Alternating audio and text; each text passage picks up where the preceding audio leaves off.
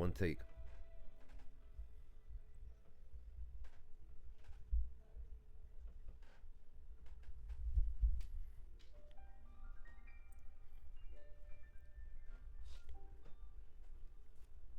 Hey, what's up, everyone? It's Sunny and Soul Sovereign. I hope everyone's doing well.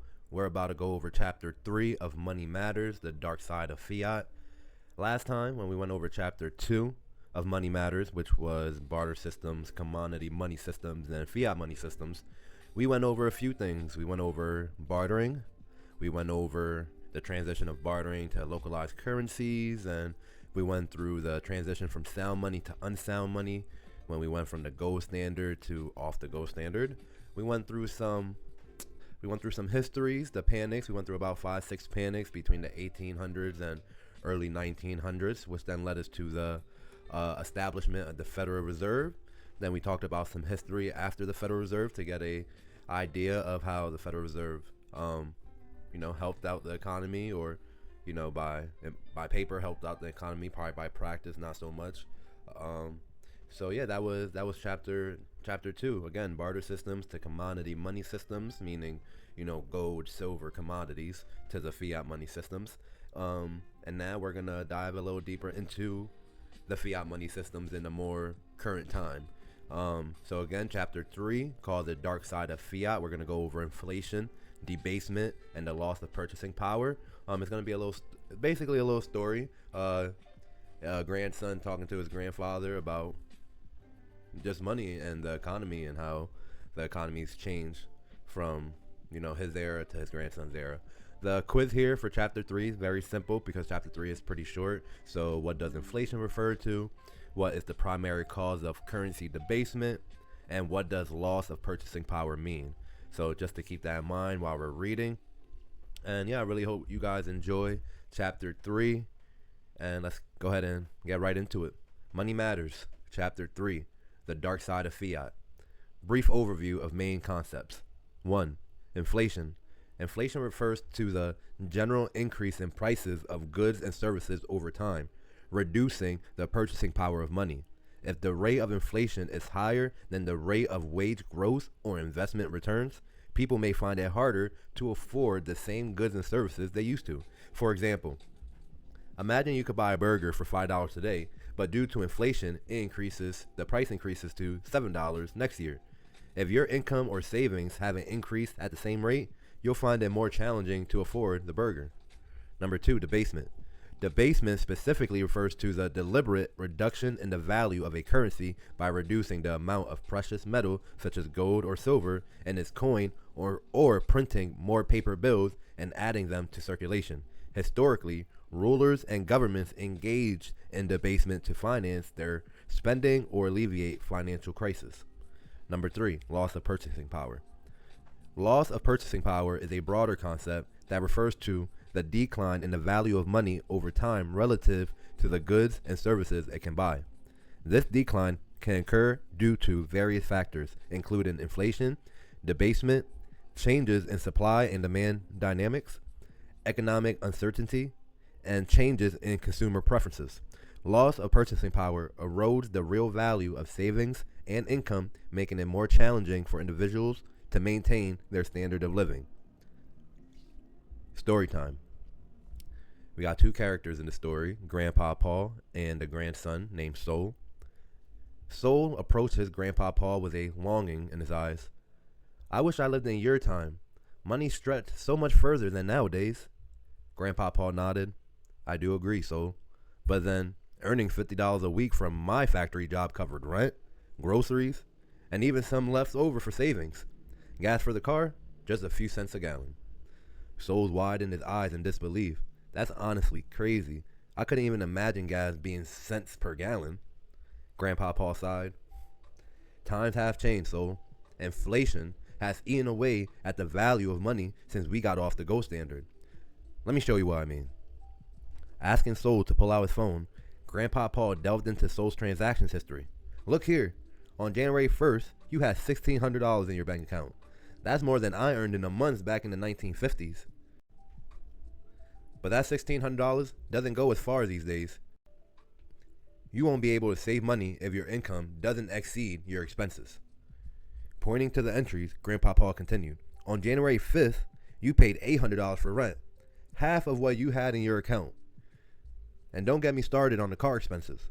Gas prices keep going up, forcing you to pay $40 or $50 multiple times a month just to maybe fill up your tank.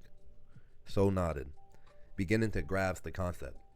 Ah, I see. It's like inflation has made everything more expensive and wages haven't kept up. Exactly, my young prince, Grandpa Paul agreed. But how did this come to be? Sol asked. The birth of the Federal Reserve, Grandpa Paul replied. Established in 1913, the Federal Reserve became the central bank of the United States, tasked with overseeing monetary policies and regulating the financial system by controlling the money supply, prices of goods and services, exchange rates, and fiscal policies like taxes. They have complete control of our money supply and how, where it circulates.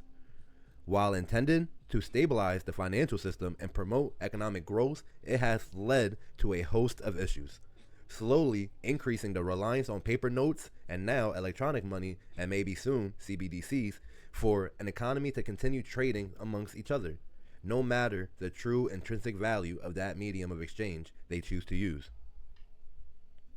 One major problem is how the Federal Reserve controls the money supply, Grandpa Paul explained. They manipulate interest rates and inflation, which can have far-reaching consequences. Sol furrowed his brow, absorbing the gravity of the situation. But isn't that supposed to keep the economy stable and promote growth? In theory, yes, Grandpa Paul conceded, but in practice, it often leads to unintended consequences. Lowering interest rates can lead to excessive borrowing and risky financial behavior, creating asset bubbles and instability. Sol nodded, seeing the complexities. So it's like a double-edged sword. It's meant to help, but it can also hurt. Exactly, Grandpa Paul affirmed. And it can exacerbate income inequality, benefiting the wealthy more than the average worker. But Grandpa, they were on a gold standard. How were they pumping out so much money during that time? Who balanced the reserves and circulating supply? Grandpa Paul explained. The Treasury Department managed gold reserve, determining currency issuance. Banks maintain gold reserve relative to currency in circulation. However, the gold standard didn't prevent deficit spending, nor did it stop from issuing paper notes that's not backed by reserves, indirectly impacting the money supply. He continued, you see, banks have been using a system called fractional reserve lending. It's like when you have a jar of cookies and you lend out more cookies than you actually have in the jar. Banks do the same thing with money. They only keep a fraction of the deposits people make and lend out the rest. It's how they make money through interest on loans. But it also means they don't have all the money available if everyone tried to withdraw their deposits at once. That's why there's always a risk of bank runs and financial crisis. So listen intently, nodding as he understood the concept. So banks don't have all the money they lend out. But how do people protect themselves against inflation and the devaluation of money? Grandpa Paul smiled at Sol's question. That's where the concept of the time value of money comes in. It's the idea of money available today is worth more than the same amount in the future due to its potential earning capacity.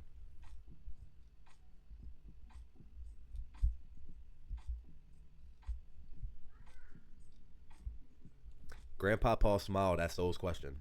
That's where the concept of the time value of money comes in, Sol. It's the idea that money available today is worth more than the same amount in the future due to its potential earning capacity. To hedge against inflation, people invest in assets that tend to increase in value over time, like real estate, stocks, and commodities. By investing wisely, individuals can preserve their value of their wealth and counteract the effect of inflation. It's all about making your money work for you, even as the value of money changes over time. As Sol absorbed Grandpa Paul's explanation, a thoughtful expression settled onto his face.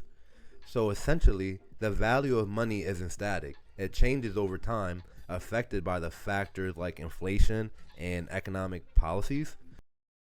Exactly, so Grandpa Paul confirmed. And as time progresses, so do our methods of dealing with these changes. Take, for instance, the rise of the digital currencies and the push towards a cashless society. So's curiosity was sparked. A cashless society? How does that tie into everything we discussed? Well, my boy, as technology advances, we're seeing a shift towards digital transactions and away from physical cash, Grandpa Paul explained. This shift offers benefits like convenience and efficiencies, but also raises questions about privacy, security, and financial inclusion. So nodded, beginning to connect the dots. So in a cashless society, our transactions become more traceable and centralized, but doesn't that also mean more control from governments and financial institutions? Indeed it does, Grandpa Paul agreed. And while there are advantages to digital currencies, we must also consider the potential risk and implications such as surveillance, data breaches, and restricted access for the unbanked or underbanked.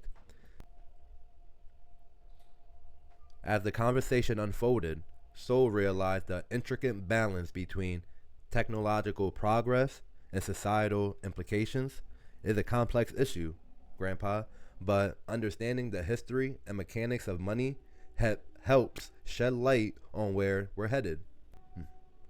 Indeed, so, Grandpa Paul replied with a smile.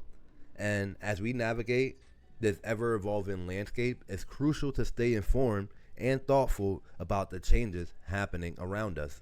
Now, let's dive deeper into the potential pitfalls of centralized systems and how they've been abused throughout history.